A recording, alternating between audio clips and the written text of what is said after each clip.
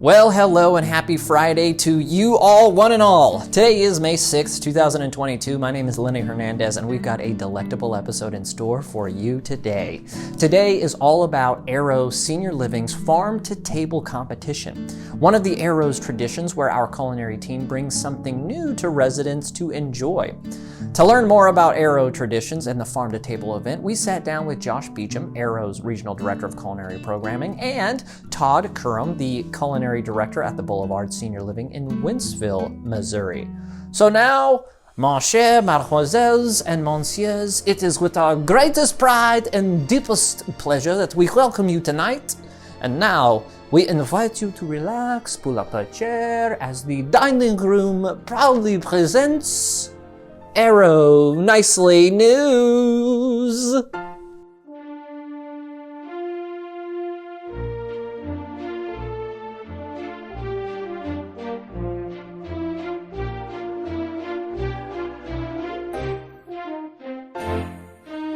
First up, an interview with Josh Beauchamp, the Arrow's Regional Director of Culinary Programming, and we sat down to have a lovely chat about Arrow traditions and the Farm to Table competition. Thank you for taking some time to be on our show today. We're going to talk about Arrow's traditions and how culinary brings new things to the table, literally. Yeah. Farm to table stuff. Tell us about these things.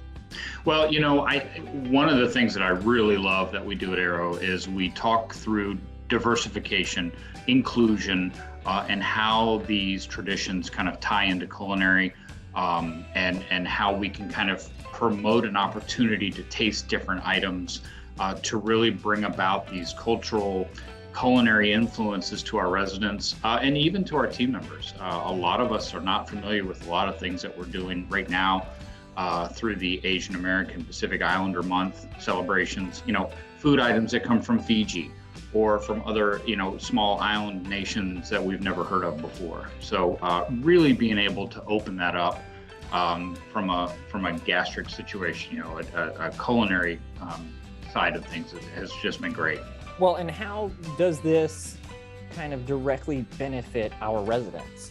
There's so much out there that we all haven't explored, and to learn not only about the different traditions and cultures of these different nations and people, but to bring to our tables some food from these regions and highlight the different foods, such as how papaya is used differently in India than it would be in the Caribbean. It is really kind of great to do, and it's different.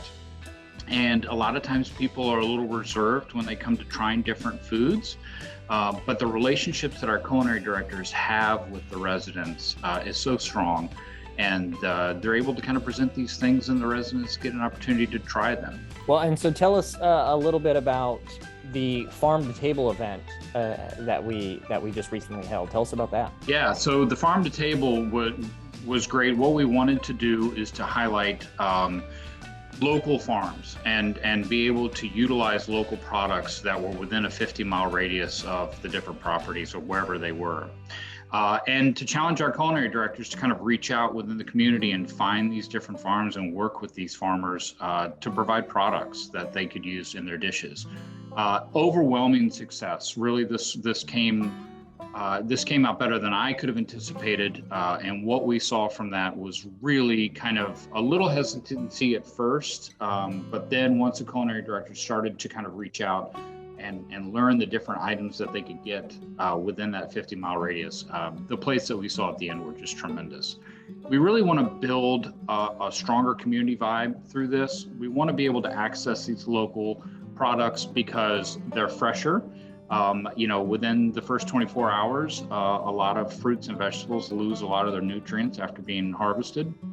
And to be able to use these in a minimal kind of impact on the environment, our carbon footprint is minimized. We're helping these farmers with, more money generated in their pockets. It's just all around a really, really great thing. And we saw a lot of success from it. So much so that what we're trying to do now is to set up accounts with a lot of these farms so that we can utilize their product throughout the year, because it just was such a great success. Oh yeah, that's incredible. And think too about the fact that as you said, financially, the money goes directly to our local economy. Yeah, that's right. You know, cutting out the middleman. We're also, working to kind of help each other in that sense. And by helping these farmers and people that are working there within our communities. And, if something were to come up where there was a situation not too many years ago where romaine was really tough to get because of a salmonella outbreak in Mexico, if we have a local farmer that we can turn to and get stuff from them, it minimizes the contamination risk. They're also friends and neighbors of ours. So it's just a win-win for everybody. Well, it was great to hear that it was such a success. Who won? Who was the winners? What were some of the... Well, I do want to preface that by saying that every single community was a winner. What they did and stepped up, and the plates that we saw come across social media were just fantastic. But we did have two that kind of rose to the top. The cream rose to the top. And the first one that came in second was Strongsville. They did a vegetarian bolognese, and they incorporated a lot of local produce into their dish. The presentation was great, and they did an excellent job. But the overwhelming winner, without question, was the Boulevard at Winsville, and the culinary director, Todd, over there, did an amazing job. He did a butter poached pork, and he even incorporated honey that was procured from the St. Louis Zoo.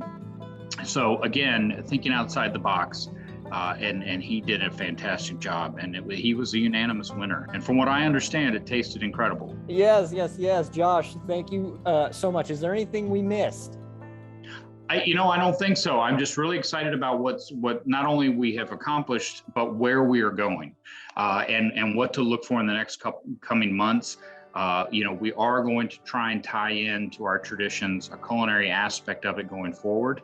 And the culinary directors are really excited about presenting different foods, and highlighting these cultures. So really keep an eye out for what's up and coming. And we're excited to keep pushing the bar. We're going to keep going higher. So yeah, stay tuned. Now, speaking of winners, I was able to wrangle an interview with Todd Kurim, the culinary director of Livingston's Restaurant at the Boulevard Senior Living in Wentzville. He also is the winner of the Farm to Table competition. First of all, welcome and thank you for being on our show, and a congratulations to you for winning the Farm to Table competition that Arrow did. Tell us a little bit about yourself. I was actually a journeyman mechanic for about 15 years before I made the transition over to culinary. I always had a passion for culinary, and I just made the switch one day, and I haven't looked back, and I've enjoyed it ever since. How did your idea for this culinary masterpiece that you put together, how did that come together? Two big factors were just as a child, I always went to my grandparents' farm for the summers. Me and my cousins were always there, and of course, they put us to work, but I mean, it was just that appreciation for everything on the farm. And then my time spent at the country clubs. I mean, making dishes like this was my life for many years. And it actually was exciting to go back to it. What was the meal? It was a butter pecan, butter poached pork with a wild rice, waffle, beet chicharrones, and then a speckled pea sauce with wild mushrooms. Everything starts with clay, the soil on a farm. And what better way to represent the farm than the origin of everything and being the soil. So we actually had the plate made for us too.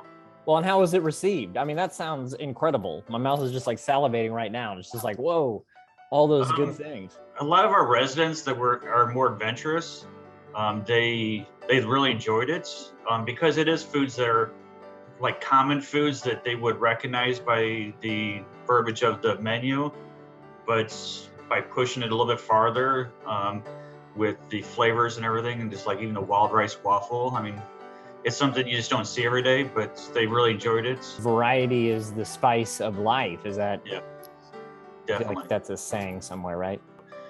That's what I'm just trying to open their eyes to more and more foods. Todd, is there anything we missed? I don't think so. I just had a lot of fun doing this one.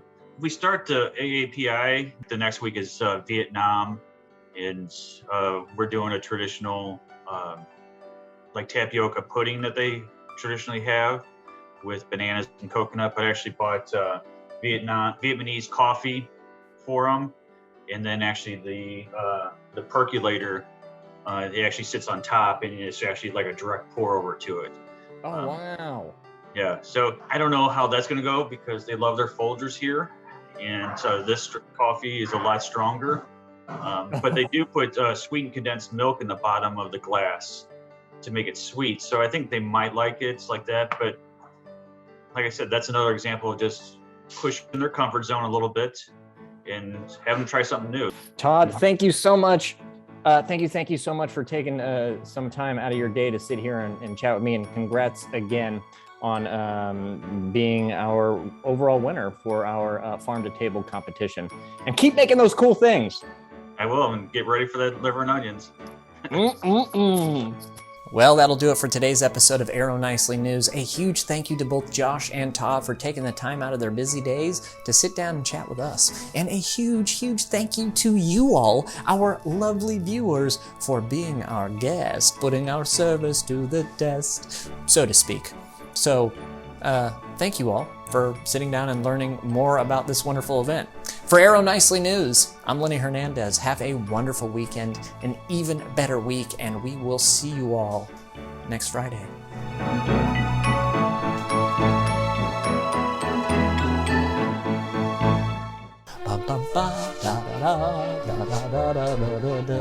You're welcome. It's going to be stuck in your head now.